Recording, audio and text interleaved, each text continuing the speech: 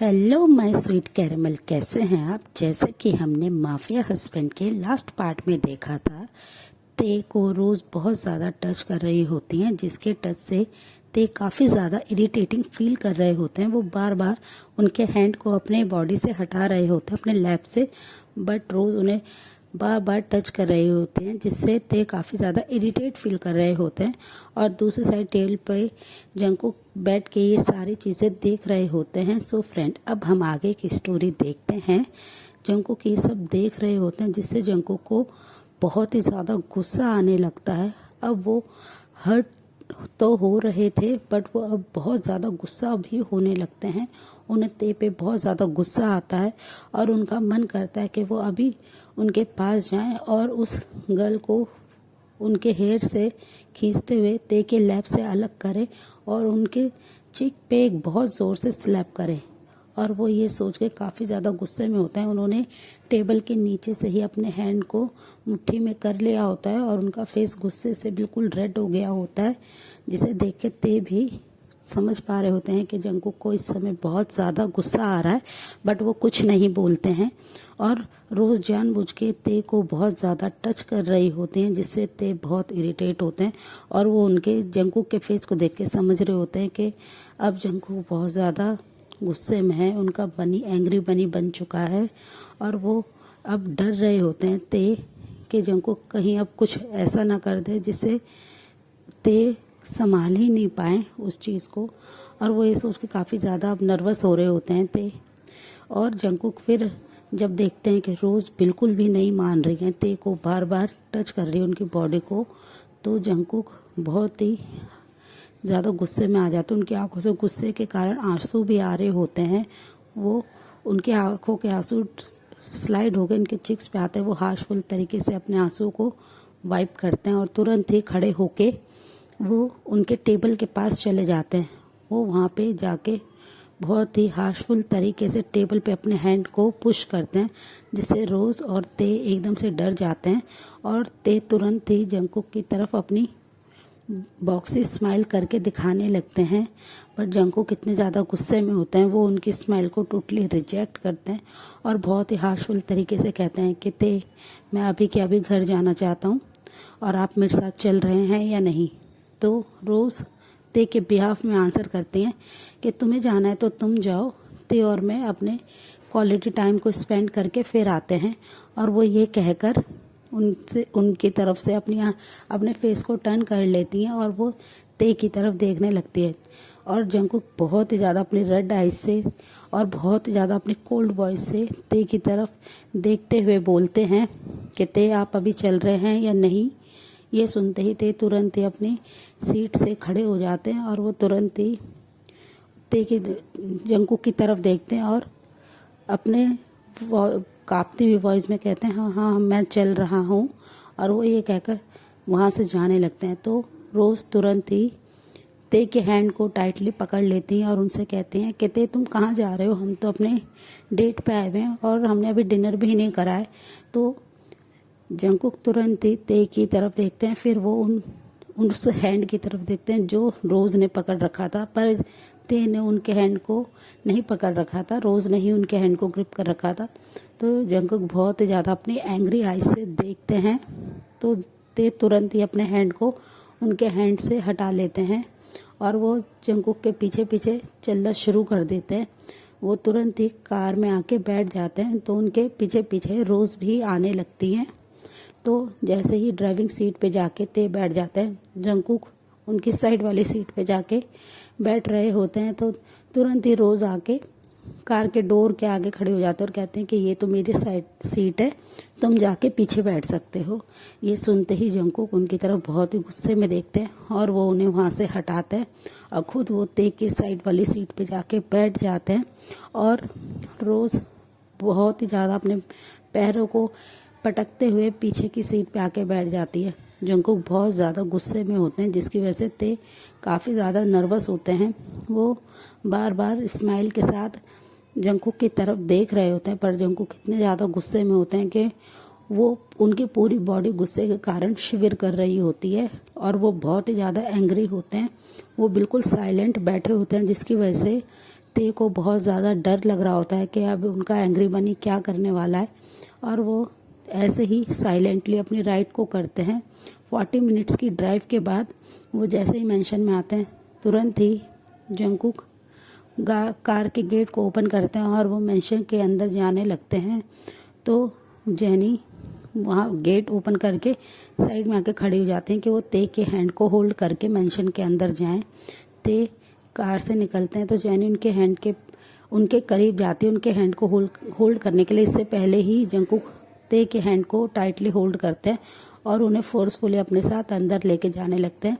Jenny ये देखकर बहुत ज़्यादा गुस्से में आ जाती हैं और वो ते के नाम को ज़ोर से बोलती हैं, पर ते बिल्कुल साइलेंट होते हैं। वो बिल्कुल भी अपने बनी हस्बैंड के सामने एक भी वर्ड नहीं बोलते हैं और जंगकुक उन्हें खींचते हुए अपने बेडरूम में ले आते हैं, जिसकी वजह से जेनी को बहुत ज़्यादा गुस्सा आता है और वो भी उनके पीछे पीछे उनके बेडरूम की तरफ आ जाती है। जंगकुक उनके फेस पे ही अपने बेडरूम के डोर को हार्श तरीके से बंद कर देते हैं और जेनी बाहर ही रह जाती है और वो बहुत ज़्यादा गुस्से में होती हैं।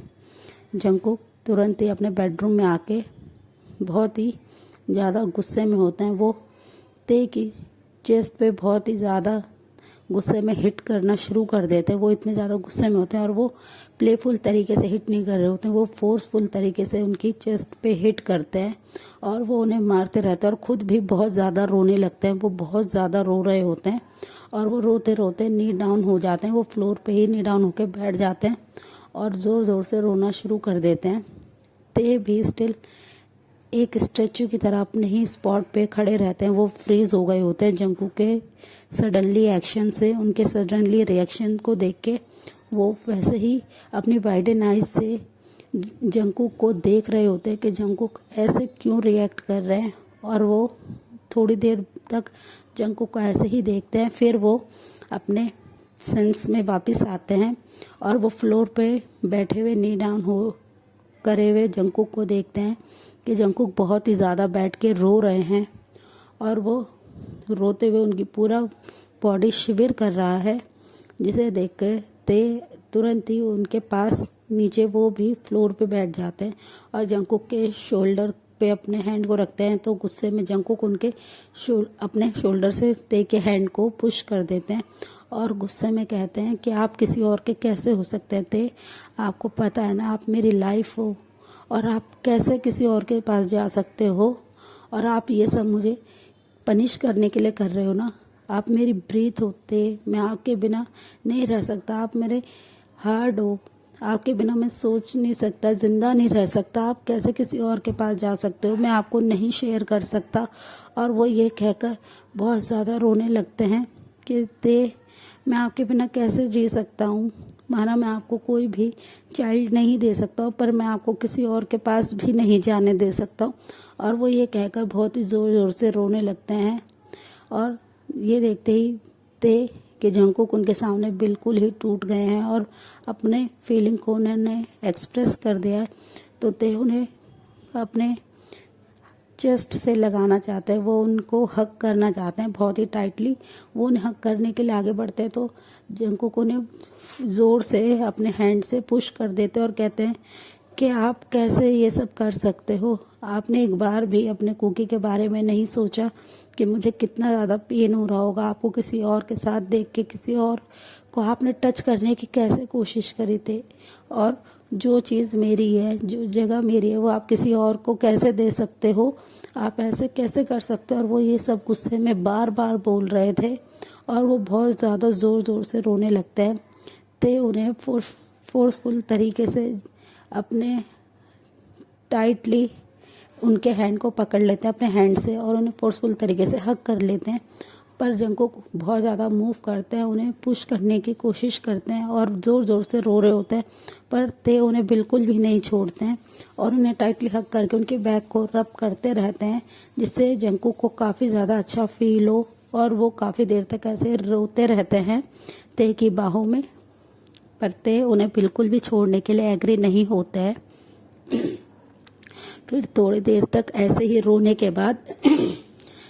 थोड़ी देर तक रोने के बाद जंगकुक अपने आप को काम करते हैं। ते उनकी बैक को रब करते रहते हैं और वो डीप ब्रेथ लेना शुरू कर देते हैं, जिसकी वजह से ते को थोड़ा रिलैक्स फील होता है कि अगर जंकुक ऐसे ही रोते रहे तो उनकी हेल्थ ठीक नहीं रहेगी, उनकी हेल्थ पे आ जाएगा। और वो ये कहकर जंकुक से कान में कहते हैं कि प्लीज़ लव, ऐसे रोना बंद करो। मैं बस तुम्हें रियलाइज़ कराना चाहता था कि तुम्हारे लिए मैं बहुत इम्पॉर्टेंट हूँ, जैसे तुम मेरे लिए इम्पॉर्टेंट हो। मैं तुम्हारे बिना ब्रीथ नहीं ले सकता, वैसे ही तुम भी मेरे बिना ब्रीथ नहीं ले सकते। मैं तुम्हारे लिए अगर ऑक्सीजन हूँ तो तुम भी मेरे लिए ऑक्सीजन हो। और वो ये कहकर उन्हें काम कराने की कोशिश करते हैं कि तुम मुझे शेयर किसी और के साथ नहीं कर सकते, मैं तुम्हें किसी और के साथ शेयर नहीं कर सकता हूँ। ये तुम्हें रियलाइज़ होना बहुत ज़रूरी था। मैंने बस इसलिए रोज़ से हेल्प मांगी और रोज़ सिर्फ मेरी एक हेल्प कर रही थी, तुम्हें जेलस फील कराने के लिए। और देखो तुम फाइनली जेलस फील करा, तुम्हें डर लगा कि तुम्हारा ते किसी और के पास चला जाएगा, इसलिए तुमने अपनी फीलिंग को एक्सेप्ट किया। और इसी के लिए तो मैंने ये सब प्लान किया था। ये सब एक प्लान था, एक नाटक था, एक ड्रामा था। प्लीज़ जंकुक तुम इतना ज़्यादा टेंशन मत लो, मैं किसी और का नहीं हूँ और मैं तुम्हें छोड़ के किसी और के पास कभी नहीं जा सकता हूँ। प्लीज़ तुम काम हो जाओ। और वो ऐसे ये सब कह के बहुत ही प्यार से जंकुक के बैक को रब कर रहे होते हैं। जंकुक रोते हुए काफ़ी ज़्यादा हिकअप्स लेना शुरू कर देते हैं और ते उनसे कहते हैं कि तुम्हें ऐसे पेन देना मुझे भी अच्छा नहीं लग रहा था, मुझे कितना पेन हो रहा था और मैं ये तुम्हें एहसास दिलाना चाहता था कि तुम मेरे बिना नहीं रह सकते हो, मैं भी तुम्हारे बिना नहीं रह सकता हूँ। तो जंकुक उनसे रोते हुए अपनी बहुत ही काम वॉइस में कहते हैं कि ते मैं आपको शेयर नहीं कर सकता, आप ऐसा कैसे कर सकते हो मेरे साथ। और वो ये सब बोल ही रहे होते हैं बार बार। तो ते उनसे अगेन कहते हैं कि सॉरी लव, मैं आगे से कभी भी ऐसा नहीं करूँगा, पर तुम भी कभी मुझे किसी और के पास जाने के लिए नहीं कहोगे। मैं तुमसे प्यार करता हूँ, मैं तुम्हारे अलावा किसी और से प्यार नहीं करता हूँ। मेरी ये जो बॉडी है ये सिर्फ तुम्हारे लिए है, मेरी जो सोल है वो सिर्फ तुम्हारे लिए है। वो ये सब कह के जंकुक को काम करने की कोशिश करते हैं, पर स्टिल जंकुक ते को टाइटली हग करके उनके चेस्ट पे अपने सर को रख के रोते रहते हैं। वो बहुत ज़्यादा रोते रहते हैं, पर ते उन्हें बहुत ज़्यादा कंसोल करते हैं, उन्हें समझाने की कोशिश करते हैं। और जंकुक उनसे रोते हुए कहते हैं कि ते आपका इग्नोर करना मैं नहीं बर्दाश्त कर सकता, आप मुझे इग्नोर कर रहे थे, मैं कैसे ये सब चीज़ें एक्सेप्ट कर सकता हूँ कि मेरा हस्बैंड मुझे इग्नोर कर रहा है, मेरा लव मुझे इग्नोर कर रहा है, मैं नहीं बर्दाश्त कर सकता। ते उनकी सारी बात को बहुत ही प्यार से और काम तरीके से सुन रहे होते हैं। फिर वो तुरंत ही अपने सॉफ्ट लिप्स को ते जंकुक के फोरहेड पे लेके जाते हैं और उनके फोरहेड पे अपने बहुत ही सॉफ्ट तरीके से किस करते हैं और उनके हेयर को बहुत ही प्यार से अपने हैंड से उनके हेयर को रब करते हैं और उनकी बैक को रब करने लगते हैं। फिर थोड़ी देर तक ऐसे रोने के बाद ते जंकुक को अपने आर्म्स में लेकर फ्लोर से उन्हें बेड पे लेके आते हैं और बहुत ही प्यार से बेड पे बिठा देते हैं और उनसे कहते हैं कि लव प्लीज़, मैं तुम्हारे बिना नहीं रह सकता हूँ, तुम आगे से मुझे कभी किसी और के पास जाने के लिए प्लीज़ मत कहना, मैं तुम ये सब नहीं बर्दाश्त कर सकता हूँ। और वो ये कहकर जंकुक को बेड पे बिठाते हैं और खुद उनके नीक्स के पास आके बैठ जाते हैं अपने नीक्स पे। और वो जंकुक के टमी एरिया पे ते का फेस आ रहा होता है और उन्हें टाइटली होल्ड करते हैं उनकी वेस्ट को और उनके लैप पे अपने सर को रख के वो रोने लगते हैं काफ़ी ज़्यादा। और अदर साइड रोज़ रूम के बाहर से ये सब चीज़ें सुन रही होती हैं। सो फ्रेंड, इस पार्ट को हम यहीं एंड करते हैं, मिलते हैं इसके नेक्स्ट पार्ट में। तब तक के लिए आप मेरी वीडियो को लाइक शेयर कमेंट कीजिएगा और प्लीज़ मेरे चैनल को सब्सक्राइब कीजिएगा। फ्रेंड्स, कुछ लोगों को मेरी स्टोरी पसंद नहीं आ रही है, मैं क्या करूँ, मुझे समझ नहीं आ रहा, प्लीज़ आंसर मी।